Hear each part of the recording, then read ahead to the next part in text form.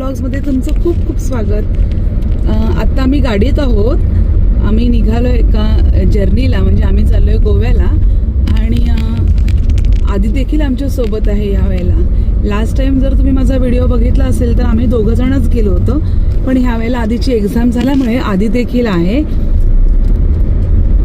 आणि आम्ही जवळजवळ 6:30 पावणे 7 वाजले आता निघालेलो आहोत. तर बघूया आम्हाला किती वाजतायत गोव्यापर्यंत पोहोचायला आणि आम्ही मध्ये कुठे कुठे जातोय. तर या जर्नीत तुम्ही आमच्या सोबत राहा.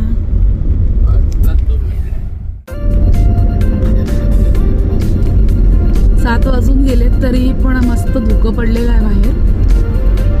छान वाटते सकाळी सकाळचे वाइब्स खूप छान फ्रेश वाटतं एकदम.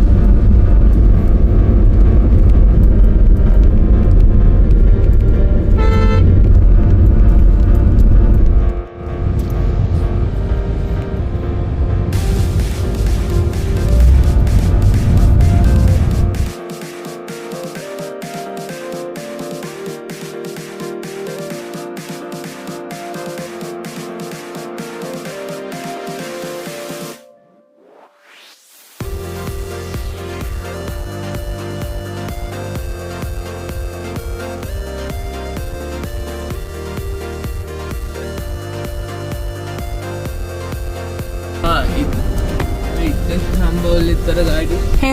हे रोह्यामधलं रेल्वेचं फाटक आहे. आम्ही रोह्यापर्यंत पोहोचलो.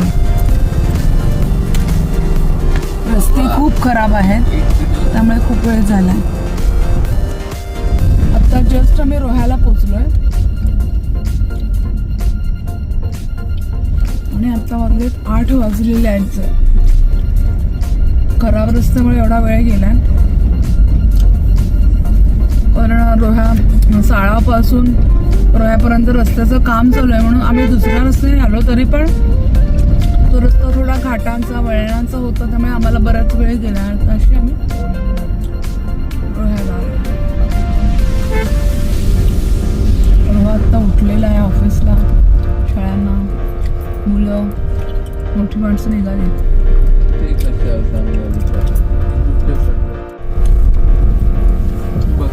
आता जस्ट आम्ही कोलाडच्या इथून टर्न मारलेला आहे मुंबई गोवा हायवेला. ॲज इट इज म्हणजे आज 2 ते 3 वर्ष आम्ही येतोय. हा जो पट्टा आहे हा रस्त्याचा तो अजूनही तसाच आहे. इथे अजूनही व्यवस्थित काम झालेलं नाहीच आहे. तसंच आहे सगळं. मी अजूनही आजूबाजूची कामं चालूच आहेत. रस्ता पण चांगला केलेला नाही तुम्ही बघू शकता. लास्ट इयर पण हेच सांगितलं होतं.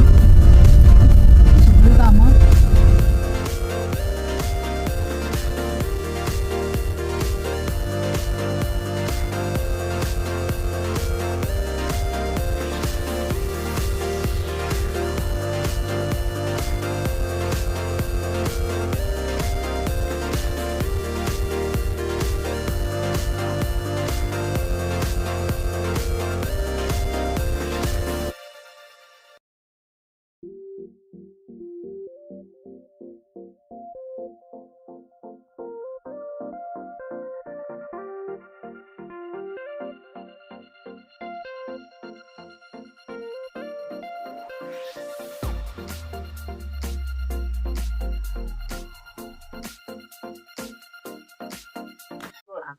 आता आम्ही संगमेश्वर मध्ये आलोय आणि तिथे हे श्री हॉटेल गणेश कृपा हे मोदक स्पेशल असं एक हॉटेल आहे.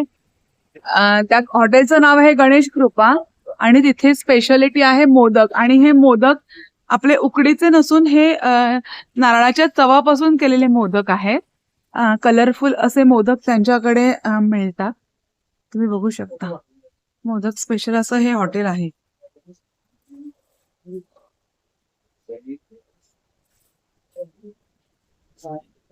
असे कलरफुल मोदक त्यांच्याकडे आहेत. त्यांनी ग्रॅम आणि त्याच्यानुसार त्याची किंमत त्याच्यावर लिहिलेली आहे.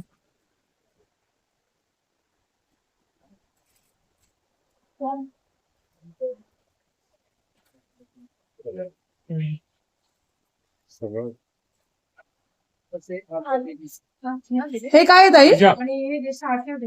गणेश आंबावडी. आंबावडी. ही आंबावडी आहे इथे.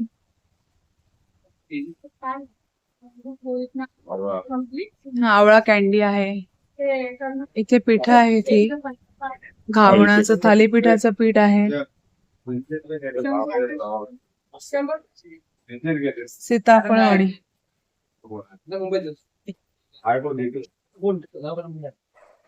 आणि इथे आपल्या आवडीचे उकडीचे मोदक देखील आहेत. चवाची करंजी, हलीम लाडू अशी व्हरायटी यांच्याकडे मिळते.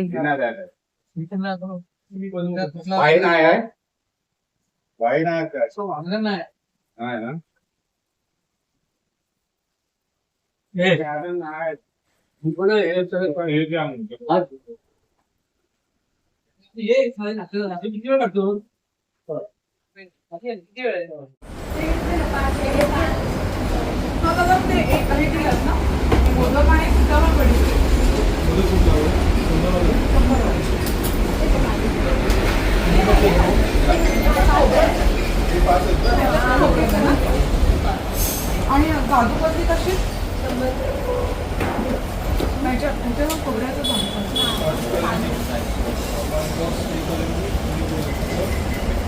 काजूकतली.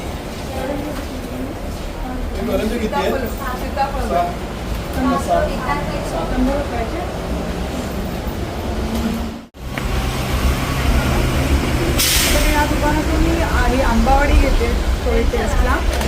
ही काजूवडी आहे, काजूकतली. त्यांच्याकडची स्पेशल अशी काजूकतली आहे. आणि हे जे स्पेशल मोदक आहेत नारळाचे तुम्हाला मी दाखवले ते आम्ही घेतलेले आहे. आता आम्ही फक्त गाडीपासून त्याची चव बघतो. आता मी रत्नागिरी हातखांब्यावरून रत्नागिरीकडे चाललो आणि तिथून आम्हाला हातीसकडे जायचं आहे. तिथे एक पीर बाबांचा दर्गा आहे. तर तिथे आम्ही बाबर शेख यांचा दर्गा आहे तिकडे. तर तिथे सगळे नागवेकरांचं ते गाव आहे. सगळे नागवेकर त्या गावात राहतात. त्या गावात गेल्यानंतर तिथली स्पेशालिटी मी तुम्हाला सांगेन. तर त्या दर्ग्यात आम्ही दरवर्षी जात नाही, पण बरेच नागवेकर जे आहेत आमचे बंधू, तर ते दरवर्षी त्या दर्ग्यात हुरूस असतो. आत्ता साधारण फेब्रुवारी महिन्यात दत्त जयंती झाली की तिथे हुरूस असतोय. तिथे बरेच जण त्या पीर बाबांना, बाबर शेख यांना म्हणजे हे करायला, पाया पडायला बरेच जण जातात. तर आम्ही आता चाललोच आहोत. तर म्हटलं आपण, रुपेश म्हणाला आपण तिथे जाऊन येऊया. तर आम्ही तिकडे हतीसला चाललोय. आता मी दाखवते तुम्हाला. मी पण आता जवळजवळ 4-1 वर्षांनी चाललेली आहे.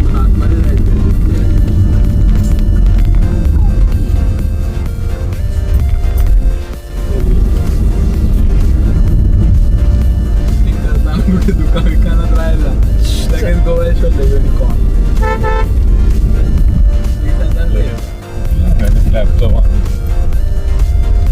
आता आम्ही हतीस गावात पोहोचतोय. म्हणजे हे हतीस गाव इथून चालू झालंय आणि खाली पोहोचतो. तर एकदम एंडला आलं की इथे एंडच होतो आणि तिथेच खाली तो बाबर शेख यांचा दर्गा आहे. आपण बघूया आता दर्गा.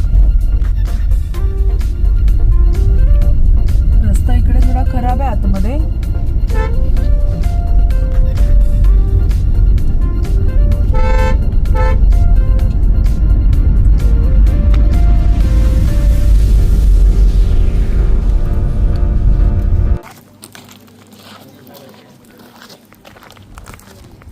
हतीसमध्ये आम्ही आत्ताच गाडी इकडे पार्क केली आणि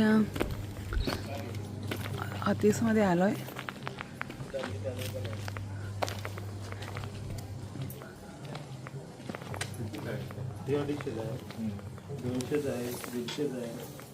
घ्याल तुम्ही 350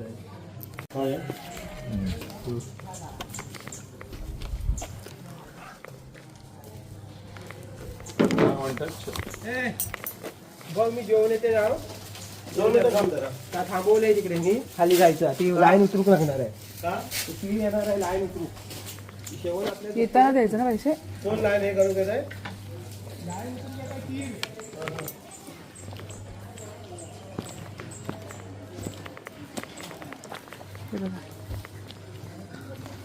यात्रा स्थळाचे नाव बाबर शेख पीर बाबांचा दर्गा, मंदिर हातीस, तालुका रत्नागिरी यात्रास्थळाची माहिती. बाबर शेख पीरबाबांचं दर्गा मंदिर हे हिंदू मुस्लिम यांचे एकतेचे प्रतीक आहे. दरवर्षी माघ पौर्णिमेच्या रात्री मंदिराच्या आवारात मोठी जत्रा उत्सव भरते. या जत्रेला भाविकांची मोठ्या प्रमाणात गर्दी असते. हे देवस्थान जागृत देवस्थान म्हणून पूर्ण पंचक्रोशीत मानले जाते व हे देवस्थान नवसाला पावणारे आहे.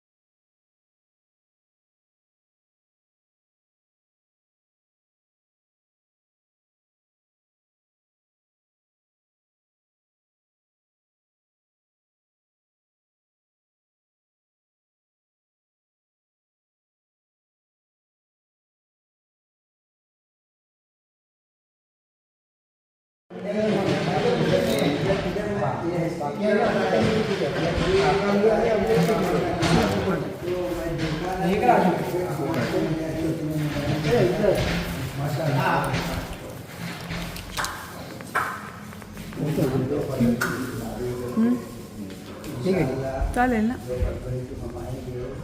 थोडंसं जास्त नाही, थोडं दाखवते नुसतं.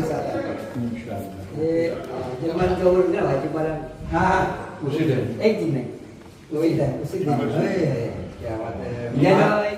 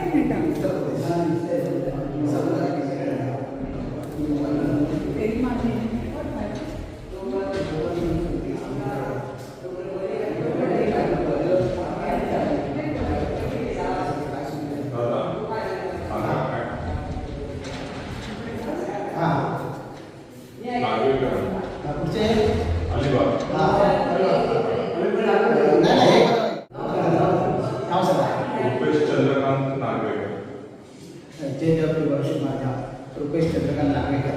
आज तुमच्या वेळेचा तर तुमच्यातले करून आज इकडून आम्ही नागवेकर सर्व बंधू आहेत. आज अलिबागला गेले तर इकडचे असतील, आपले नागनाथ गोवा आगरवाडा इकडचे जे नागवेकर असतील. आज तुमच्याच कुलगुरू आहेत, तुमच्याच नागनाथाचं जे हे आहेत पुजारी आहेत. आज ते म्हणतात आहे की तुमच्या दरबारात आम्ही आलो आहे. आज तिकडून तिकडून येतात तसे आम्ही अलिबागवर राहतो आहे. तिकडे तुमचं नाव घेऊन तुमचाच आशीर्वाद घेऊन आम्ही तिकडे त्यांची भावकी सर्व चांगली सुखी राहावी, सुखी समाधान राहावी, त्यांचंही चांगलं भलं व्हावं व्हावं यासाठी तुमच्याकडे आराधना करतात आहे. तर ह्या नवसकडे धरून आज ते म्हणतात की जो आम्ही नोकरीधंदा करतो त्याच्यात भरपूर चेष्टा व्हावं आणि माझ्या मुलाचा ते चांगलं शिक्षण व्हावं, त्याला चांगल्या प्रकारे नोकरीधंदा चांगला व्हावा यासाठी तुमच्याकडे आराधना करतात आहे. नवस जमीकडे धरून आज आपण तुमचं कुठे नामस्मरण करून घेऊ.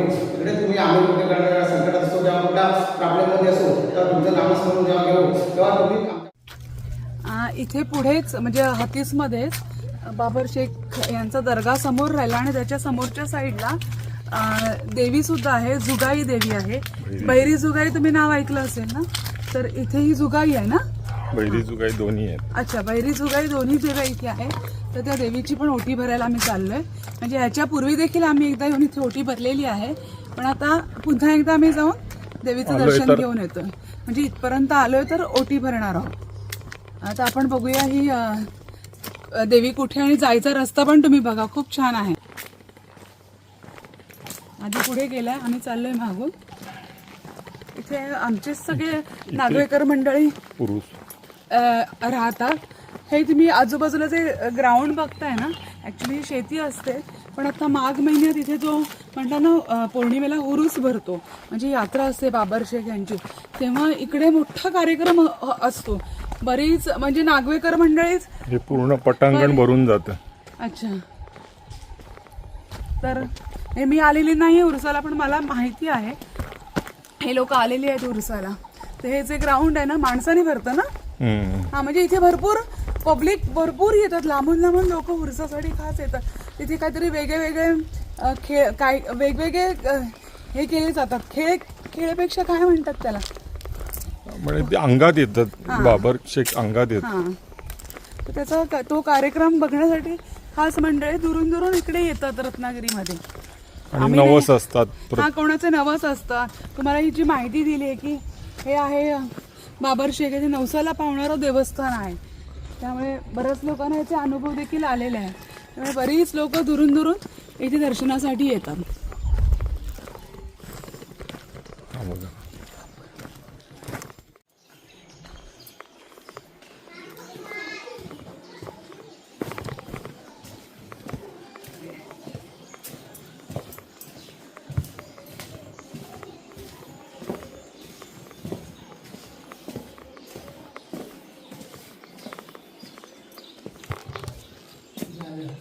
बैरी जुगाईचं मंदिर आहे. हा मंदिरापुढचा सगळा परिसर आहे. हे बघ, इकडे ह्या कोपऱ्याला तुळशी वृंदावन देखील आहे. आत्ता दुपार झाली आहे, 1 वाजून गेले, त्यामुळे जे मेन गाभारा आहे तो बंद आहे, पण देवळाचं मुख्य दार आहे ते उघडं आहे.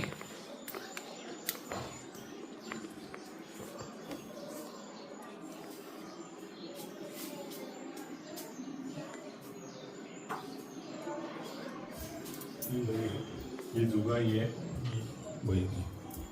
अच्छा, हे समोरचं दिसते ती बहिरी देवी, आणि इकडे जी कोपऱ्यात आहे म्हणजे या साईडला ही जुगाई देवी आहे. यांचं दर्शन घ्यायला आम्ही आलोय. मी ओटी आणले, तुम्ही बाहेर भरते.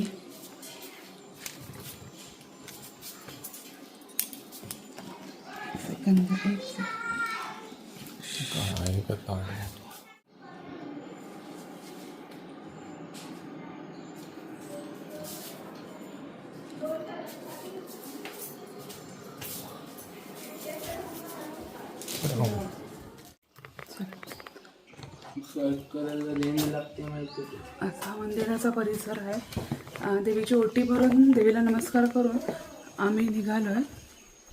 परत जिथे गाडी पार्क केली तिथे चाललोय.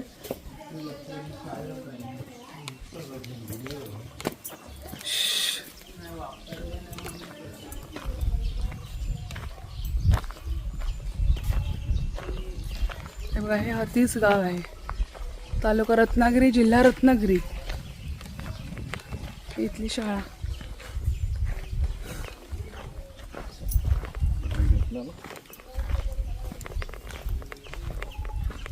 यात्रा आवडते.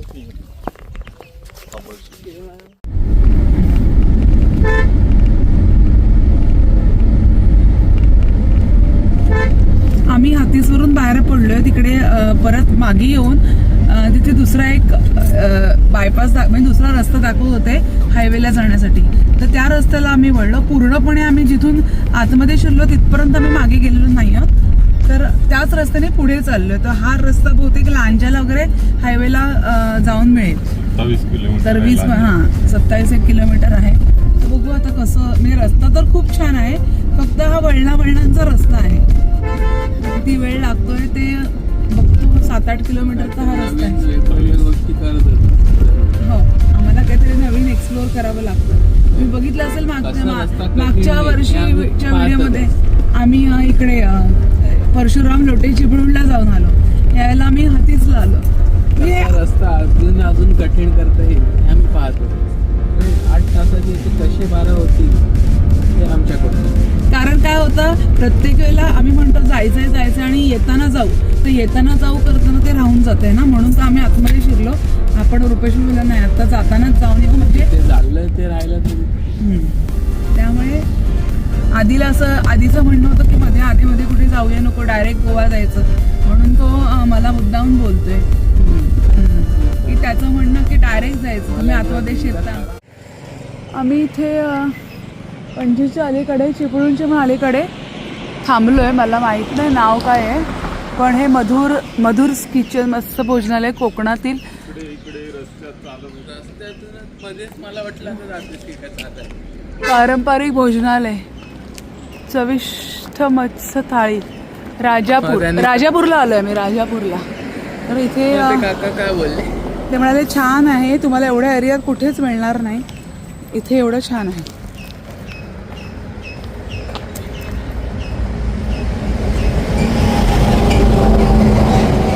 हा नाही आहे.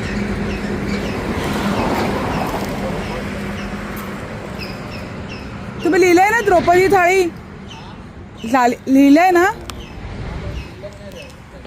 एक आम्ही या मधुर्स किचनमध्ये आलेलो आहे. ती घरगुती खानावळ आहे आणि आम्हाला यायला उशीर झाला, म्हणजे 3 वाजून गेले. त्यामुळे ऑलमोस्ट इथली लोकं जेवून गेलेली आहेत आणि व्हेज पण इथलं आता संपलेलं आहे. पण आम्ही आधी आणि मी नॉनव्हेज खातो आहे. फिश थाळी सांगितली आहे. फिश पण त्यांच्याकडे सुरमई पापलेट नाही आहे, कोलंबी आहे, सौंदाळा बांगडा अशा थाळी आहेत. आणि हे त्यांनी कोकणातल्या चुलीवरची अस्सल चव म्हणून एक इथे चूल केलेली आहे. बघा, ही चूल आहे.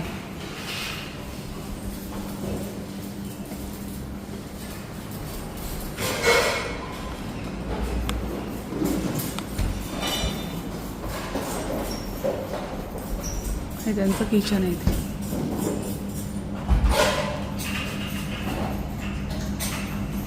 सौंदाळा द्या ना फ्राय, 1 प्लेट. थांब पहिले, एक दादा थांबा 1 मिनिट, त्यातले खाऊन बघ थोडंसं. हां, हे मी सौंदळा थाळी मागवले, 1 मिनिट. आधीची सुरमई थाळी.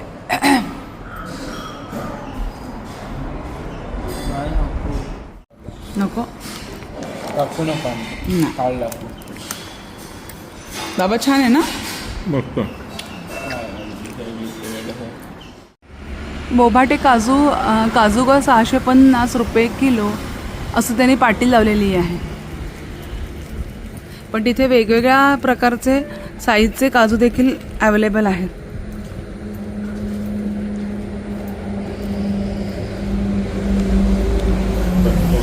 हे फॅक्टरी रिटेलर आहे, फॅक्टरीमधून त्यांच्याकडे माल येतो आणि ते इथे सेल करतात. त्यांचा माल ठाणे मुंबईपासून सगळीकडे जातो.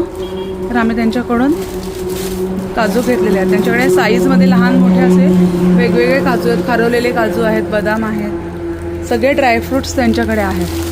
त्यांच्याकडून आम्ही काजू घेतले. आता किती पिशवी.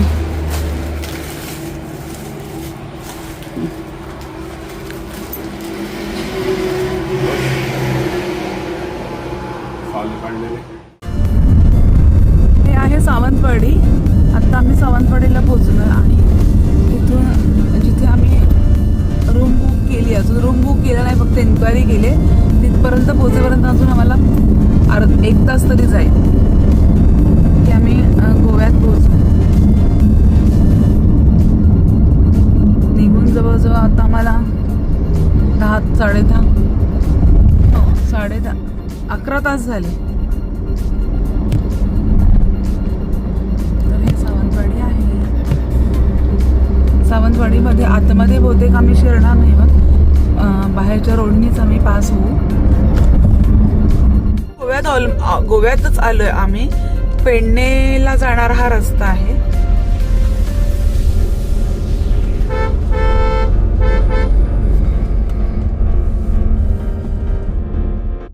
इथे कार्तिकीमध्ये आम्ही रूम बुक केली आहे, कारण आता खूप उशीर झाला आहे. आम्ही जास्त रूम शोधत बसलो नाही. तर हे ते हॉटेल आहे, तिथे रूम बुक केलं आता. तर आता आम्ही चेक इन करतो. गाडीमधून बॅग्स वगैरे काढायच्या आणि चेक इन करतो. थोडं फ्रेश वगैरे होऊन मग बाहेर पडू. आधी रुपेश बॅग्स काढतात, मग आम्ही बॅग्स घेऊन आतमध्ये जाऊ, फ्रेश होऊ आणि मग इथेच या आरंबोल बीचलाच आम्ही जरा राऊंड मारून येतो.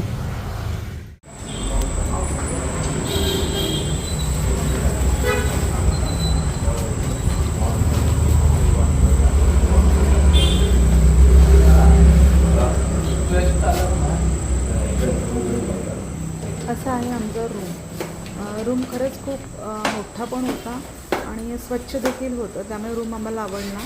आम्ही लगेच सामान ठेवलं, फ्रेश झालो आणि आरंबोल बीचला जायला निघालो. कशी भाषा बोलल्या.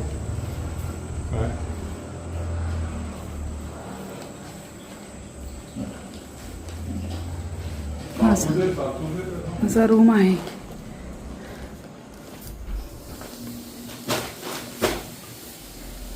इथे बाल्कनी आहे.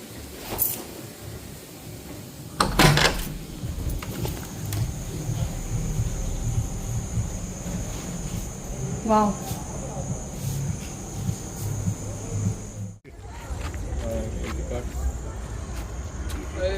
असू दे ना. आता आम्ही आलो हर्मल बीचवर. हे बघा, हर्मल बीचवर आम्ही जातोय. ॲक्च्युली कलंगूटला जायचं होतं, पण आता खूप उशीर झालाय, मग आम्ही हर्मल बीचला आलोय. रुपेश पण वेळ आहे ना. खाली बघा.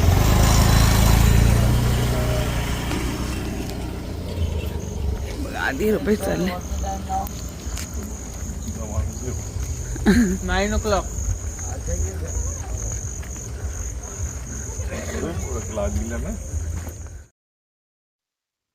कसा वाटला तुम्हाला हा व्हिडिओ नक्की कमेंटमध्ये कळवा. आणि असाच आमचे गोव्याचे नवीन नवीन व्हिडिओ बघत राहा. ह्याचे 2 तरी पार्ट मी अजून करणार आहे. तर तुम्हाला जर हा व्हिडिओ आवडला असेल तर माझ्या दीप दया ब्लॉग्स यूट्यूब चॅनलला सबस्क्राईब करा. या व्हिडिओला लाईक करा आणि हा व्हिडिओ तुमच्या मित्रमैत्रिणींसोबत शेअर करा. एन्जॉय.